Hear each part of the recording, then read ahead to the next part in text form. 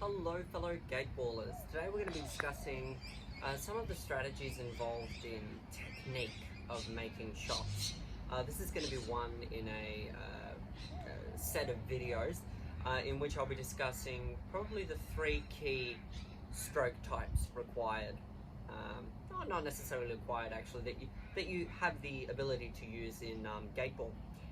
So the three strokes the golf style stroke, which you probably have seen being played in Japan as such. There's also the through the leg stroke, very popular in Australia down here where we are. Very, very similar to croquet. And then the third one's a little bit of an interesting one, which we'd probably refer to as a Chinese style stroke, only because it's widely used by Chinese teams as well as teams from Hong Kong, Macau and Taipei. So that one is still between the legs, but we use one of the feet to guide the stick. So the stick is actually gliding, I can move my foot away actually, is gliding against part of the feet. And it is an abrupt stop or a follow through to get extra acceleration through the ball. So today in this video we're going to be discussing the golf style stroke, which is probably the hardest to understand. It's going to require the most amount of practice. We don't really use it here in Australia that much. I believe it's probably because there aren't too many people who know how to teach of it in general. So we're just going to run through a few of the strategies for today. So the first thing we need to discuss in relation to the golf stroke is the fact that we need to understand that in the golf stroke, the stick and the stick head are following a very important plane. Much like in real golf, in which you withdraw the club back to swing and accelerate through, we're going to be doing the same thing in gateball, just on a much smaller scale. Obviously a gateball ball is a lot bigger than a golf ball, but the precision is just as important. And when we need to make a really delicate touch, or a very long touch, or even make a positional play, it's incredibly important that we understand the plane that the stick and the stick head are traveling on, and how the impact interaction with the ball is going to have on the positioning of our ball after the striking point.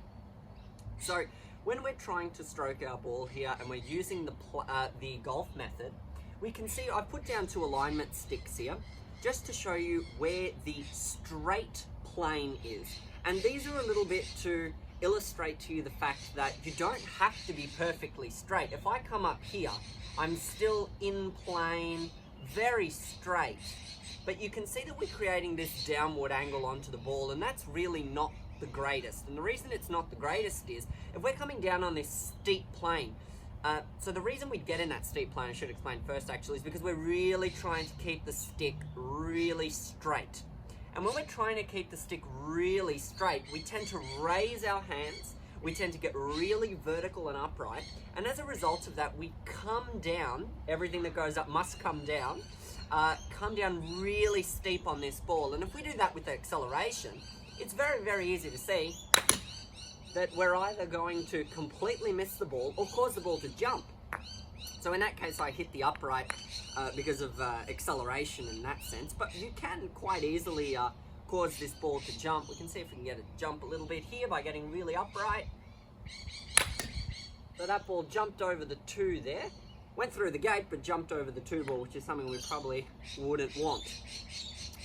So what do we need to do to combat this? Well, we need to get out of our mind the theory that it has to be straight. The plane has to be straight in order to get the ball to go straight. Because of course, the way that the ball is going to be struck is going to determine the direction it's going to go. The angle of the stick face, where this is in relation to the swing path. Very, very similar to real golf.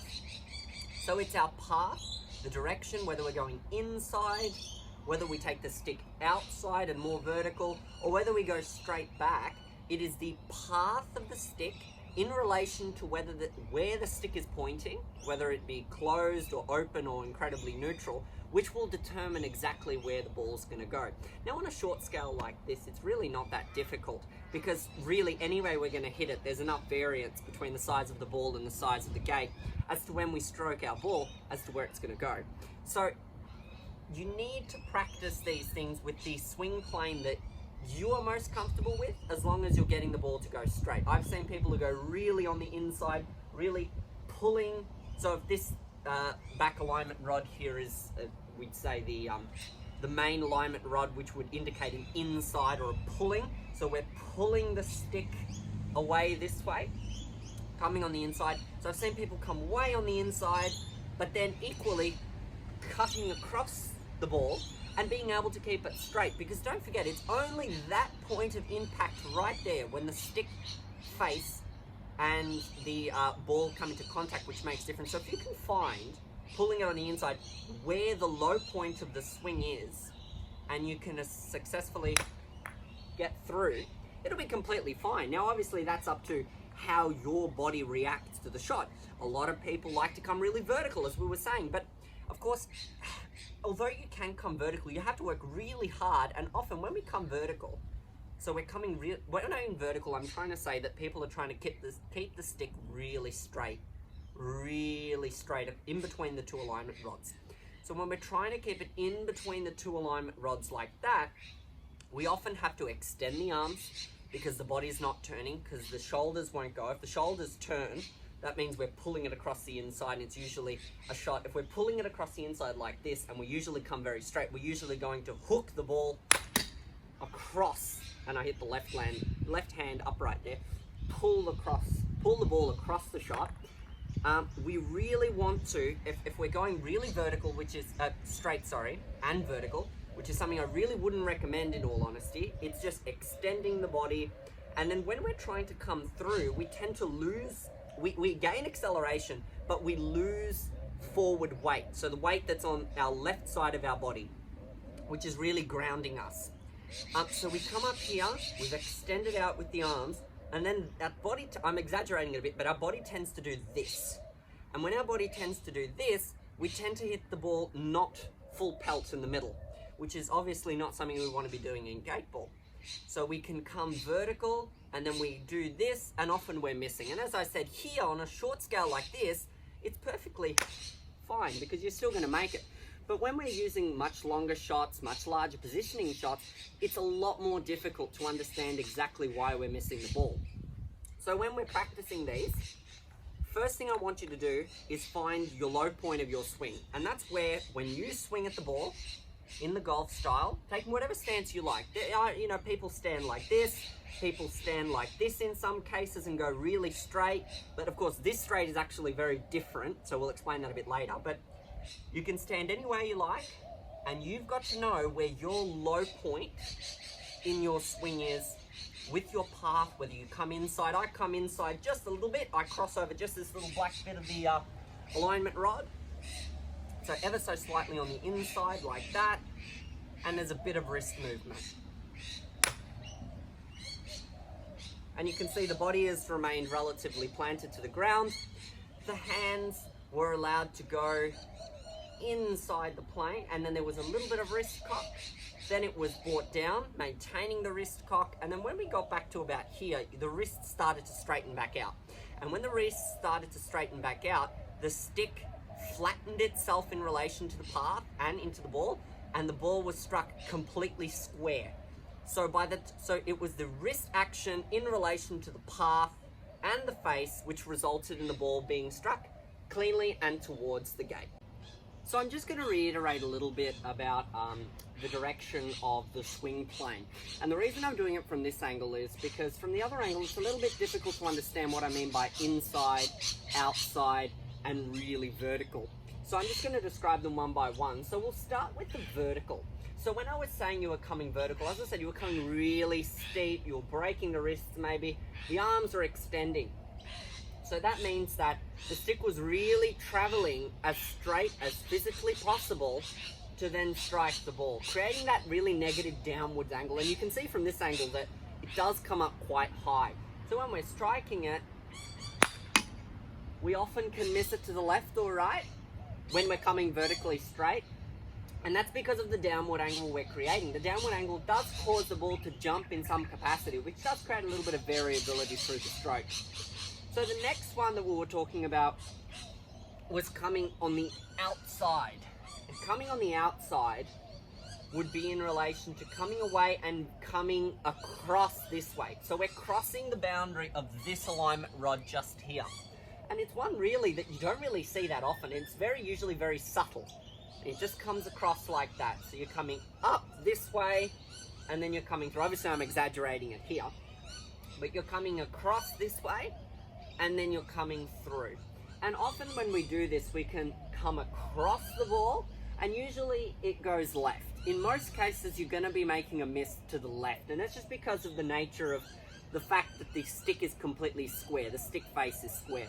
Now, should you be playing real golf, if you were to come across, if you were to go on the outside or away from the plane, often we come across the ball in a sweeping motion like this. It basically means that we're coming this way and the body reacts by pulling it across our body this way, and it would impart spin and the ball would be sent off to the right. But because gate ball's a little bit different in the equipment we're using, most of your misses are going to be left. So when we're coming on the outside, we're coming across this way, and you can see, although the ball did go through, I struck the left hand upright.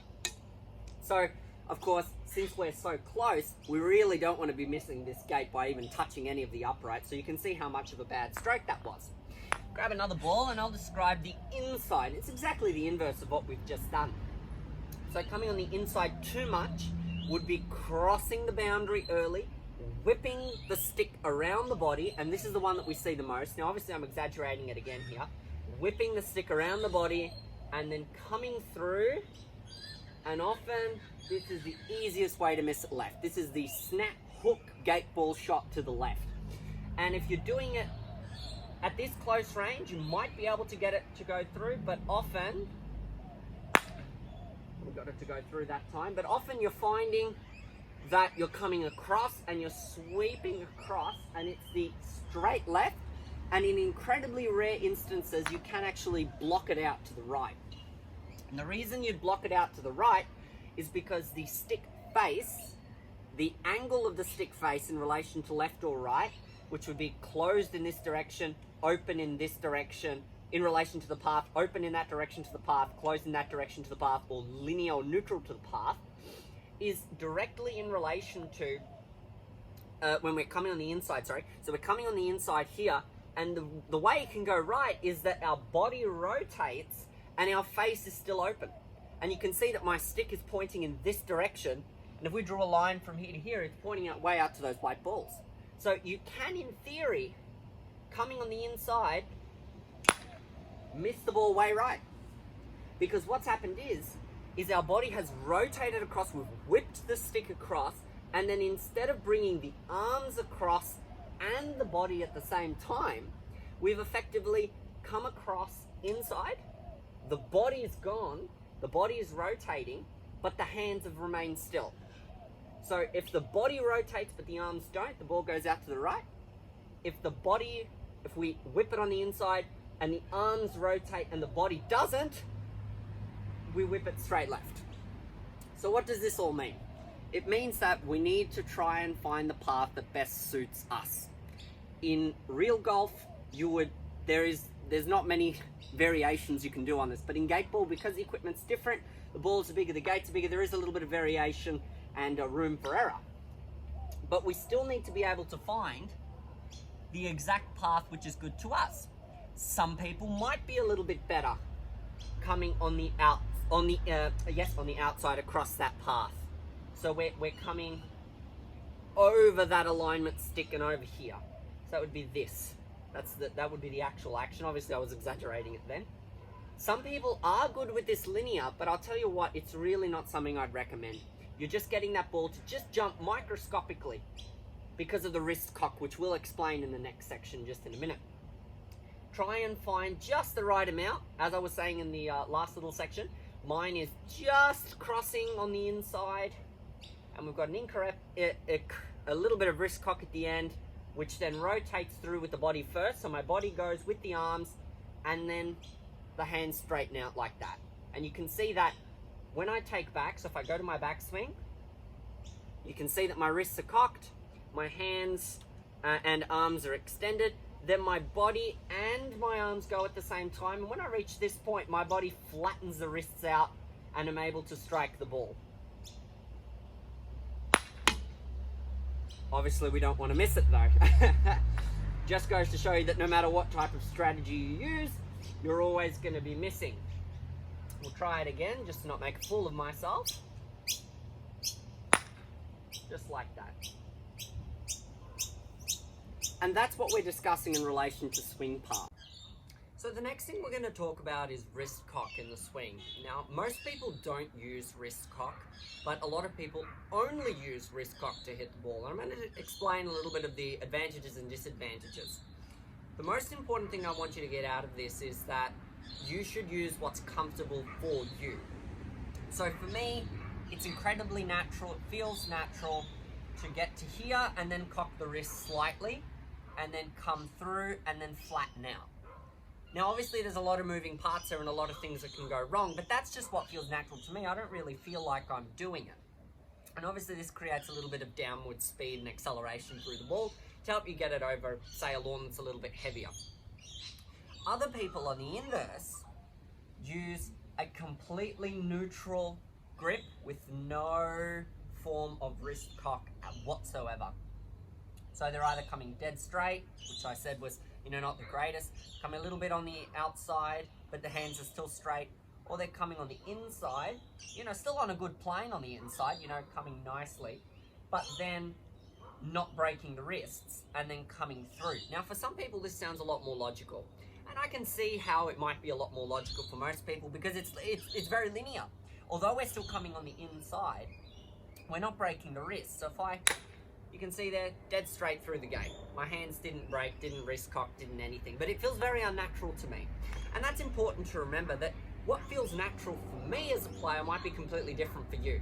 So when I want to do the same thing, I don't keep my hands so straight. There's a little bit of the wrist flexing in this direction to create a downward angle. Just like that. And you can see they both went through the gate. It's just personal preference. Last thing I'm going to mention is people that only use wrist cock. And this is something that I really disagree with in most cases. You see this a lot in beginner players who are learning how to play the golf style because they can't get the ball to go straight. Likewise, you see it a lot in Japan. It's very, very popular, but I really can't see the benefits in doing this form of swing, to be honest with you. It basically involves coming completely no arm movement, just pure wrist movement. And you can see when we're doing this, we're actually creating an artificial inside path just on the inside. And of course, if you really want to get technical, the inside path just over the left edge there is really the perfect swing if you were trying to do it. You're creating an artificial inside swing, but you can see what's going on here, and you can see that it's incredibly vertical. I've broken the wrists, my hands are set much like a real golf shot. And we're creating this vertical thing, this vertical stance. And the problem is that our wrists have to flatten out perfect. The timing on this is almost impossible to get right every single time, and we want consistency in this game. Your wrists have to flatten out absolutely perfectly in order to get through the ball. Because once we've gone through the ball, what happens? Our wrists do this, the stick takes over, and we get this leftward face in relation to the path, and it's up. We're hitting up on the ball. We never want to be hitting up on the ball. We never want to be hitting down on the ball. Well, never hitting in a single ball stroke, not one where we're trying to cause the ball to jump, which we will explain in a later video. So when we're doing this single wrist thing, which I really don't recommend, people who do this well really flatten it out and can punch the ball through. Obviously we're really close, so in some capacity it's easier to get the ball through. On a really long shot, this is incredibly hard to do. So when we're talking about this, we really want to have a nice amount of wrist cock if we want to use it. If we don't, no worries, come straight. But then your body and the body movement's only very slight. Obviously I was exaggerating a little bit earlier, but your body and your arms have to come through at the same time to strike the ball at its center point and then through. And as I said, nothing wrong with that if you want to keep it straight. Obviously, it's personal preference. I have a little bit of wrist cock and then flatten it out at the bottom, but that's just because what I'm happy to do and comfortable with. So you need to find what's good for you. So just to finish off today, I just want to discuss one of these stances that I was discussing just in the start of the video. So Obviously, I stand a little bit strangely, but this is quite a common stance in Japan. And in Japan, they even get more closer to the ground, you know, much closer to the ground. And this is obviously uncomfortable for me, so I stand at around this angle with the feet. The front foot off to an angle and the back foot off in the opposite angle to create really good stability with the ground. Right. So the important thing we need to discuss is that there are different stances. So there is another stance which is incredibly popular in Korea and some other countries, but I've seen it mostly in Korea, is incredibly vertical stance. So we're standing almost like for a croquet shot, but we're playing to the side. And this is the only sidewards golf style stance that I would recommend being incredibly linear. And the reason is because essentially this shot is like you're playing a croquet shot. If I was to stand here, you know, it's exactly the same thing. I'm swinging linear back and linear through. And when we're standing in this specific stance, it's linear back and linear through. And you might be comfortable with that. This is a perfectly great strategy. I've seen many great players, as I was saying, especially from Korea, who are really successful with this. But if we're standing anyway in a split stance where the legs are in a diagonal in some capacity, coming straight becomes incredibly difficult because of the positioning of the arms, because our arms are, if we were to put the stick here, flatter. They're in this direction in relation to the ground in comparison to here, where we're almost standing on top of the ball. And this is fine, as I was saying. You can play through perfectly fine, but that's just explaining that stance. Last thing I want to go over is to give you some drills to go back to your club and to show your gate ball teammates of how you can identify what type of swing you have and work on perfecting it. I don't want to necessarily get you to change your path or your face angle or your wrist cock if it's working for you. If it's not working, experiment. Try some of these different things I've explained in the video, and perhaps you'll find something that works for you. But go grab 2 alignment rods from Drum and Golf or whatever golf store you've got around. These rods, I play golf in normal real golf as well, so I have plenty of these alignments rods hanging around, but you can get these for $20 at a golf store and they'll last you forever. They're fiberglass. Other than that, you can get 2 pieces of dowel. That'll also work from Bunnings. But we want these 2 very thin pieces of material in any capacity to see where our swing is, just to see where it is, not to coach our swing necessarily in most cases, but just to see where it is. Am I coming really linear and vertical? Am I trying to get the stick and the stick head to come back and then getting really steep on the ball, causing it to go down and hitting down on the ball a lot?